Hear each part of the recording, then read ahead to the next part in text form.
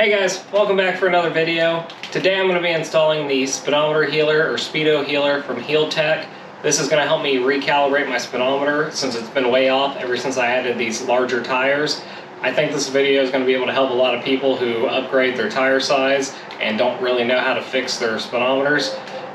The 231 transfer cases have speedometer gears you can change out, but the 241 does not. So as far as I know, this is about the only way to fix it. So I'm going to try and show you this real quick. It's going to be kind of a quick video. I haven't done a whole lot of research. It seems like a simple install, but I'm in a bit of a rush because I have my Michigan trip in about 2 days now. So I'm trying to get a lot of little things done before I go.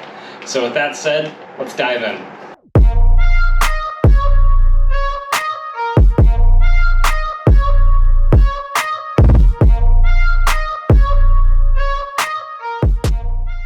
So real quick, I'll just show you what they included with the product. Here you have the wiring harness in one bag with some zip ties. And then in the other bag, you've got the actual little speedometer healer unit that kind of has the computer housed in it. It's also got some zip ties. And then on the back of that unit, it has like a little Velcro sticky pad to help stick it somewhere. I don't think I'm really going to use that. I'll just stick with zip ties. And then they also included some instructions. They seem actually like pretty good instructions. Usually I'm a little underwhelmed with them, but these seem pretty to the point and kind of have the correct amount of detail and pretty good picture showing you what to do. So the first step is going to be crawling under the Jeep to the transfer case where the speedometer cable plugs in, and we're going to unplug that and use this wiring harness, and we're going to plug that in its place, and then we're going to take that plug and plug it into the wiring harness.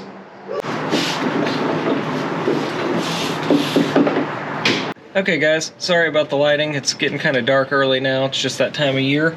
But right here is the clip we need to unclip. I'm going to pop it off real quick and give you a better look at it. If you notice on this clip, there's this little red piece.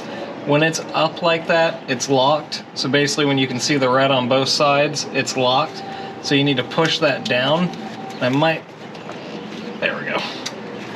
So now that it's only on this side, that means it's unlocked.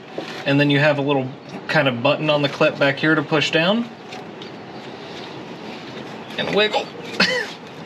So after you get the little red clip unlocked, you can push back here and that will release it to pry it apart. Mine's kind of stuck, probably because of mud and gunk, so I'm going to cheat and use a screwdriver a little bit.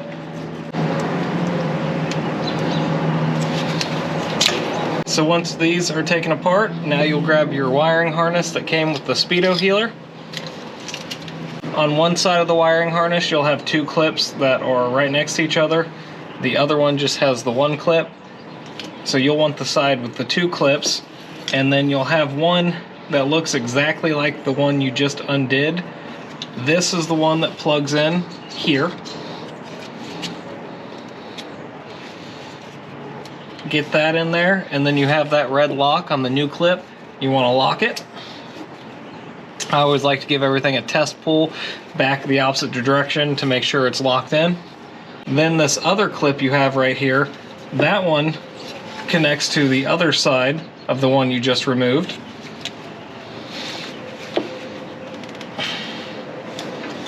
And then again, you'll want to lock it. So now I'm just going to stick this back up here where it used to be. I think that's out of the way enough of everything, so I'm not going to worry about any zip ties right here. The next step is to take the other end of the wiring harness and you're going to feed this over the transfer case.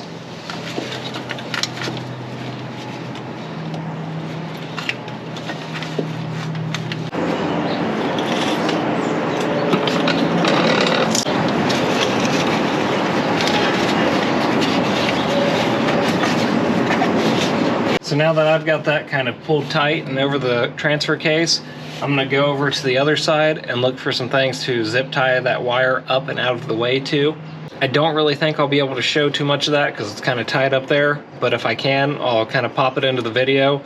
But really, you just want to make sure it's not going to be near anything like your drive shaft that's going to be moving. You don't want it to get tangled up, and you also don't want it to be up against anything that's going to get really hot, like your exhaust, and you don't want to melt it. So just kind of find either other wires or something that you can something that doesn't move that you can zip tie it to. So now we're on towards the front of the transfer case and the passenger side of the vehicle. So this is the other end that I fed over the transfer case. What I think I'm gonna do is try and zip tie it up to this little vacuum line, and there's a wiring harness up here. So I'm gonna feed it somewhere through that. And then the end goal is to feed it up into the engine bay, up near the battery. So I'm gonna do that real quick off camera because there's no good angle where I can start doing this and you guys can see, and then I'll get back with you. So I managed to get 2 zip ties around the old wiring harness with the new wire. So I think that's gonna hold it pretty well.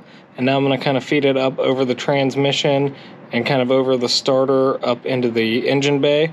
So I'm gonna hop up, open the hood, and see if I can reach down and grab it. Right now it's kind of hard to see, but that black wire with the white clip is where I set it, kind of just under the oil filter, so I think I'll be able to reach it from there. All right there's the wire, so pretty easy to get to. So I'm gonna reach down there and kind of pull it up through here.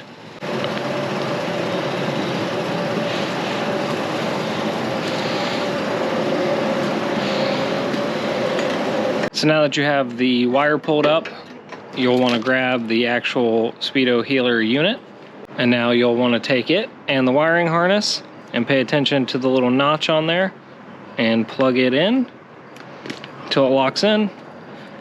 And now that's pretty much the install done. This is the point where you can kind of zip tie it and place it wherever you want. I'm thinking I'll keep it somewhere in this area just because that's right where the wire came up. But they did also say in the instructions, if you wanted to either drill a hole through the firewall or somehow find your way in with the wire, you could hook this up in like the glove compartment or somewhere that's a little more accessible. It is supposed to be waterproof or water resistant, but yeah, I don't know. We'll see how long it lasts. I think it'll be all right tucked in up under here. I'm not going to put any big holes in my firewall for it.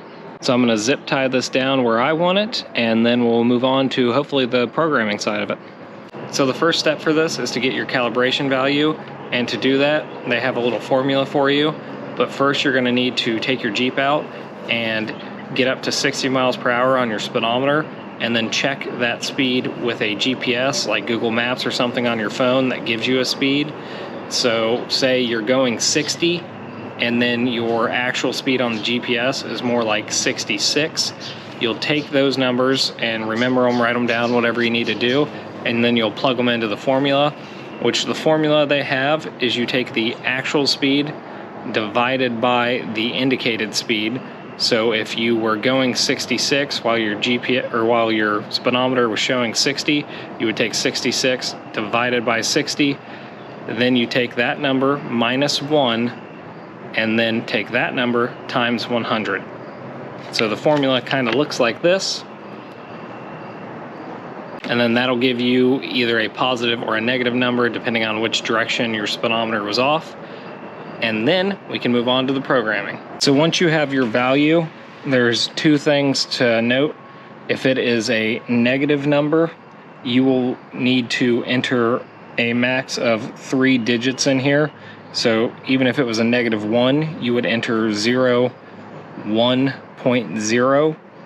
However, if it is a positive number, say a +1, you have to enter 5 digits. So it would be a 0, 0, 0, 1.0. So no matter what your number is, you have to either negative, you have to have a max of 3 digits, and they all have to be entered. And then if it's positive, you have to have that 5 digits. So now the next step is to have your key in the on position, and then you come out here and you have a little screen and you have 2 buttons. You will hold down both these buttons until an L is displayed on the screen. So next it displays a P. The P stands for positive. My number happens to be positive, so this is what I want. However, if your number is negative, you would want a negative sign there. And to swap that, you would use the set button to change between them. That would be for a negative number. Mine is a positive 22, so I'm going to go back to the P for positive, and then you hit select. So I have to enter 5 digits. and it's, like I said, it's 9,999.9 is the max. So my first two need to be zeros. So you would then use the set button to scroll through there, and I'm going to take it to 0. Then you hit select to move on to the next one. I'm going to take this to 0. Then hit select to move on to the third digit. Now I'm going to make this a 2. Hit select again to move on. Take this to a 2. Select to move on. And then I'm going to leave this as a 0 because it is after the decimal. Hit select to move on. You get that little O displayed, and that means it's done. And now it's displaying what I entered. And every time you start the vehicle, it will display that again. So the next step would be to now take the Jeep on the road and check your speedometer against like a GPS unit that shows a speed, and hopefully you should be pretty spot on. If nothing else, I'm hoping to get it closer than the 10 miles per hour off I was, and I'd even prefer if it errs a little on the side of displaying a higher speed than what I'm going, because that would keep me from getting a ticket, whereas the other way is a little more dangerous if you think you're going slower than you are. Also note, there is a way to store 2 sets of memory on here, and you can quickly switch between the two. I'm not going to bother doing that right now, but it does have that possibility. Say you switch between tires between winter and summer, and you go for a smaller all-season tire, you can just quickly switch to that tire size and have it pre-programmed. This also has a flash memory in it, so it stores that permanently. So if I lose battery power or disconnect this, I don't have to reprogram it every time. It's still good. Okay guys, so I'm just taking off. I got my GPS going so I can see a speed. We'll see how it is once I get up to closer to normal speeds. I'm just pulling out of my neighborhood. Sorry about the lighting. GoPros are not good in darkness, and it started to rain, so we lost the last bit of light we had with cloud cover. So I've got the dome light on to help a little bit.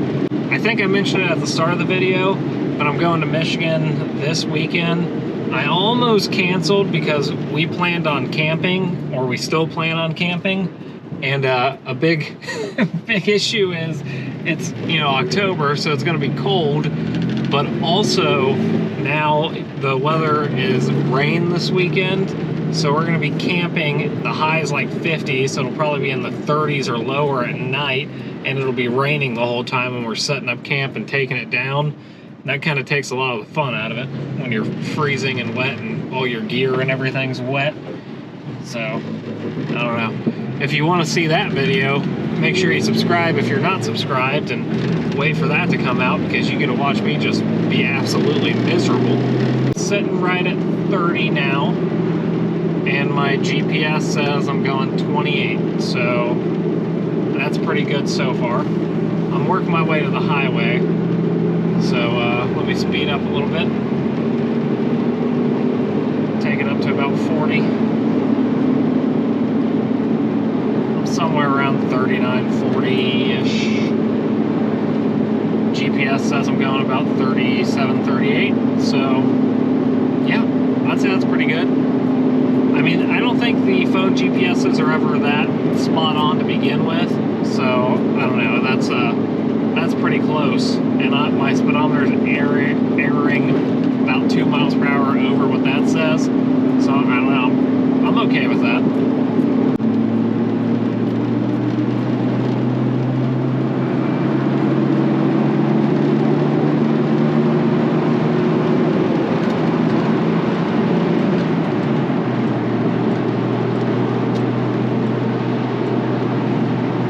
So I just merged onto the highway.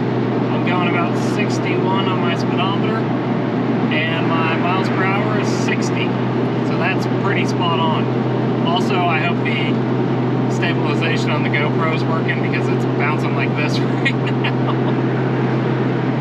I'm going to take it up to 65.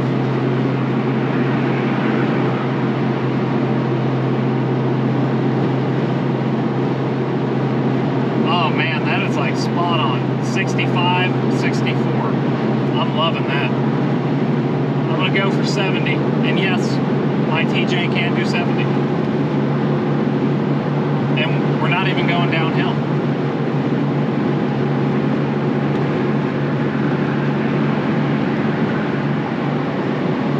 Oh yeah, 70, 69. Man, we nailed that.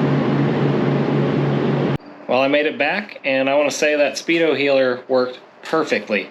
I mean, I nailed that on the first try. I just kind of roughly knew it was about 10 to 12 miles per hour over, and I did that quick equation they provided, and it worked great. I mean, I'm back to being almost like on the dot, which is just awesome because I haven't had a speedometer that worked good in about a year and a half now, maybe a little longer.